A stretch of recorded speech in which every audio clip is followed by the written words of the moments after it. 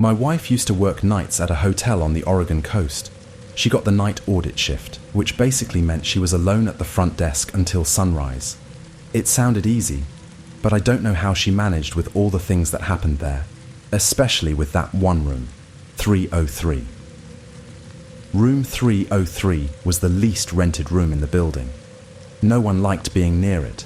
The hallway felt tighter there, heavier somehow. Every time she passed by at night, the alarm clock inside would start blaring, even though housekeeping swore it was unplugged. Sometimes she'd stand outside, hear nothing, and the second she turned away, it would start up. She'd walk back, open the door, and find the room empty, clock frozen and dark. The front desk kept a log of guest complaints. Most were about 303. People would talk about pounding on the walls in the middle of the night, even when the next rooms weren't booked. There were reports of being watched, people seeing someone standing by the bathroom, eyes catching movement in the TV screen when it was off. Phones rang with static or a heavy breathing no one could trace.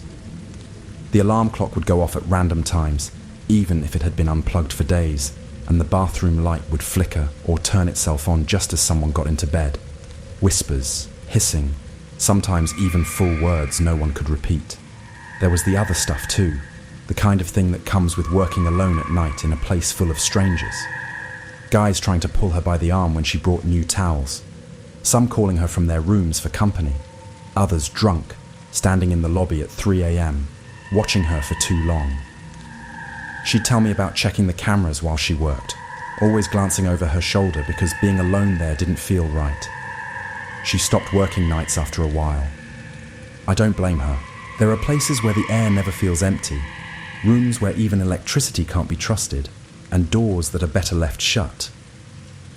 Sometimes at home, the alarm clock will go off for no reason at all. It's probably nothing, but she always looks at me just a little too long, and I try not to ask. I worked at my aunt and uncle's hotel in a Scottish village over a decade ago. Most nights were quiet, even boring, but there's one I still can't shake. It was around 3 a.m. and I was asleep in the staff quarters. Suddenly, I woke up to loud banging from down the corridor. Not just a thump, something heavy, repeated, angry. Most of the staff had gone to bed by then. I rolled over, hoping it would stop, but it only got louder. Finally, I got up, ready to tell whoever was being an idiot to shut it. The corridor was empty. That's what got me. It wasn't even dark. The hallway was bright and washed in light, every door closed. I walked carefully toward the end, expecting to see a drunken co-worker trudging in late. Instead, I rounded the corner and saw the stairs. That's when I saw it. A figure was stomping up the steps, slow and heavy. It looked like a person, but there was nothing to it. No face, no hair, no claws or tattered clothes. It was like a shadow made solid, just blackness in the shape of a man. The weird part, if you looked hard, you could see the stair rail, the half-moon carpet, right through it, like it wasn't even really there, but somehow more real than anything else. My throat dried out, and I froze. The figure kept coming. I could hear each step, pounding the wood hard enough, I half expected it to break the boards. It didn't look at me. It didn't have eyes to look with, but I could feel it in the room, thick and cold, making the light seem wrong. I turned and ran back to my room, slammed the door, and pressed my whole body against it. The banging sound kept going, echoing down the hall. I didn't sleep at all. Every time I thought it stopped, it started again, fainter, sometimes closer. When the sun finally shone through my window, I dared to leave. Nobody else heard a thing. I asked around carefully, not wanting to say too much. Nobody mentioned seeing anything, no late-night noise, nothing out of place. Sometimes I wonder if I imagined it, but every once in a while, if I wake up at 3 a.m., I swear I hear those heavy steps, just waiting for someone to open the door. I worked as a housekeeper in an old manor-turned hotel for about a year. Most days were normal, just cleaning up after rich guests, but there was one room I dreaded more than anything. Room 2. It was tucked at the end of an already dark hallway, with thick walls that swallowed light and sound. No matter the time of day, it felt like dusk in that corridor. The building itself was heavy with stories. People whispered that during renovations, the builders uncovered a child's skeleton behind the fireplace in room 2, the same fireplace still gaping in the wall. No one ever said much, but when you entered, you noticed strange things. The room was bigger and nicer than the others, but it felt wrong. It always seemed colder, even in summer. My footsteps seemed too loud on the old floor, echoing in the stale air. After a few months, the nightmares started. I would dream I was alone in that room, looking at the corridor that led back to the door. But it wasn't the same length. In the dream, the corridor stretched forever. I was always being chased, but I never saw who or what by. It was just a silent panic pushing me forward, heart pounding. The dread was bone deep. No matter how fast I ran, the corridor grew longer, impossibly dark at the far end. I'd gasp for the doorknob, but there never was one. Just a blank, smooth surface I'd claw at until my fingers bled. I woke up sweaty, my jaw aching from grinding my teeth, nails bitten down. I started dreading my shifts. The hotel fed off that kind of fear. More and more, I'd find things moved when I came into room 2. Lights flickering, cold spots. Sometimes I heard quiet sobbing from the empty fireplace. It made me so anxious. I barely slept at all. The exhaustion piled up until I snapped. Old habits came back. I started scraping at my skin again, even though I'd promised myself I was done with that. Eventually, I quit. It's been months since I left, and the dreams have mostly stopped. But every so often, when I'm stressed or feeling low, I'm back in that corridor, breathless, the door always out of reach. Sometimes I wake up in the night, and for a moment, I swear I smell ash and something sweet and rotten, as if someone is still waiting by that fireplace, wanting me to come back. My sister and I stayed at this hotel once, totally bored and wide awake at 3 a.m. That's how we ended up wandering the halls, daring each other to see which staff doors would open. Most were locked, but the weight room wasn't. We slipped inside, giggling, messing around with the equipment in the half-dark. The room was supposed to be empty at that hour. Just as we went to leave, something shifted in the corner. A hotel employee, we think, stood up where we hadn't seen anyone sitting. They didn't say anything, just walked out, not even looking back at us. We froze, then ran out after them, trying to laugh it off. Down the hall, we could see the employee going down the stairs. My sister wanted to follow, still playing spy, so we crept to the stairs and watched. The person kept going, one floor, then another, finally down to the basement level. The staircase ended at a walled-off area with no doors, no open halls, just a dead end. But the employee wasn't there. There was nowhere left for them to go. We looked around, trying to find any way out, a maintenance hatch, air vent, anything. Nothing. The basement felt colder, empty except for our own breath echoing off the concrete. We didn't see the employee come back up, but we didn't wait around either. Suddenly the adventure didn't seem so funny. We darted back to our room, doubling back and taking random turns so no one could follow us. My sister made a joke, but she was whispering. I kept checking behind us, afraid I'd see someone at the end of the hallway, standing where there shouldn't be anyone at all. The next morning, we asked at the front desk who was on the late shift. They just stared at us, confused. We don't have a night shift in that area. Nobody's scheduled to be down there. Sometimes I still see that shadow moving by the stairwell in my mind, slipping away to someplace you can't follow. I worked as a waiter in an old hotel in Scotland. The restaurant and bedrooms were in different buildings. All rooms were on the ground floor. One slow afternoon, I had to bring a bottle of claret and 2 glasses to some elderly sisters. They were staying there and were friends of the owner. I took the wine, walked outside across the courtyard, and past the sisters as they got out of their car.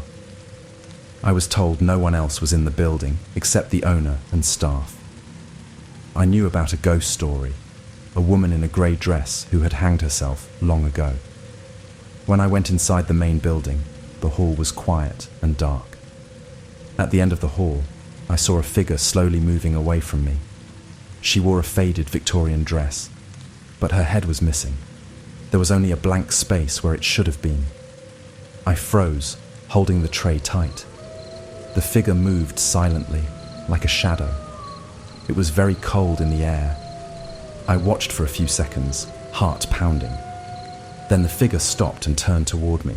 It had no head, but I could see the shawl it wore. Suddenly, I realized it was one of the sisters. She had let herself in through a side door and had trouble walking. Her head bent low because of her osteoporosis. I felt silly but told her I almost dropped the tray. She just smiled quietly and said nothing. Even now, when I think about that hallway, it feels longer and darker. Sometimes I swear I see a grey shape waiting for someone who remembers her. The wall. I stayed at a B&B in Savannah with a friend. Our room was up on the 4th floor, windows facing a brick wall, nothing outside but a sheer drop and old stone. The first night, we were winding down, lights low, and both of us saw it. A figure walking past the window, a real shadow, gliding, no sound. At first, I thought I must be seeing things, but my friend jerked up and swore under her breath at the same second. There was nowhere for anyone to stand out there. No ledge, no fire escape, nothing but empty air between us and the wall. We stayed up late talking about it, telling each other it had to be headlights or a trick of the city lights, but the window was dark and high. Eventually we fell asleep, both half waiting for footsteps outside. 2 nights later, I was lying on my bed, updating my journal online with my laptop propped on my knees. The room was quiet, soft hum of the city far below. Suddenly, the whole bed jolted like it had been shoved from behind. Not a little tremor, but a sharp, violent push that threw my laptop sideways. My friend sat bolt upright in the other bed. I didn't even have time to shout. There was nothing to see, just the room. But the bed was a heavy divan. It had no legs, nothing that could wobble or collapse. Just a solid slab. And somehow, something had moved it. Hard. We stared at the floor, checking for anything. No big bugs or loose boards or pipes underneath. There was no reason it should move. My hands shook so bad I almost dropped the laptop. We ended up sitting with the lights on for hours, listening for another sound, waiting for something else to break through the quiet. The next morning, we went to the front desk. The staff smiled, listened, then said ours wasn't known for any stories, though other rooms had some odd reports. They didn't ask us much, just said it was an old building, maybe creaky, but the way the woman glanced at the empty guest log, her mouth tight, made me feel like she'd heard it all before. I still dream about that figure gliding past the window, weightless, drifting where no person could walk.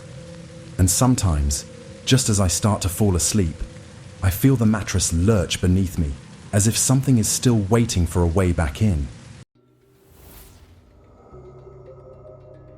My brother worked house cleaning at this old inn downtown, where the hallways always felt a little too narrow and the air had that thick, musty smell you never got used to. He'd go in every morning with a list of rooms, just routine stuff. But something about the place felt off from the start. He'd see these shapes flickering in the corners of the big hallway mirrors, just quick shadows darting out of sight. He thought he was tired at first, but it kept happening, especially when he stood just right with the light behind him. Making the beds was the worst. He took pride in getting the sheets tight, those perfect hospital corners. But when he came back a few hours later, the edges would be loose, like someone had crawled under and slipped out without leaving a dent. It wasn't every bed, just the old rooms in the back. He tried blaming guests, but people hadn't even checked in yet. There was a staircase, narrow and creaky, that he hated most. Every time he climbed it, he'd feel a weight behind him. Sometimes he'd hear another set of footsteps, a step after his, dragging just a bit behind. The stairs were so tight you couldn't turn fast, and his hair would stand up all over, like something cold brushed the back of his neck. He stopped using the stairs when he could help it, but the elevator rattled so loud it was even worse. And then there were the little things. His vacuum unplugged itself constantly. Never when the cord was stretched taut, only when it was slack, cord pulled quietly behind him. Toilets flushed themselves, always when he was leaving the bathroom, the sound echoing down the tiled halls. He'd go back and check, and the handle was untouched. He finally mentioned all of it to his manager. She was older, had the air of someone who's seen everything. She just shrugged. "Oh, don't mind that," she said. "It's happened since I can remember." Like it was nothing more than creaky pipes or drafty windows. He never got used to it. Even after he left for another job, sometimes he catches himself glancing in the corners of mirrors, half waiting for the shape that never quite goes away.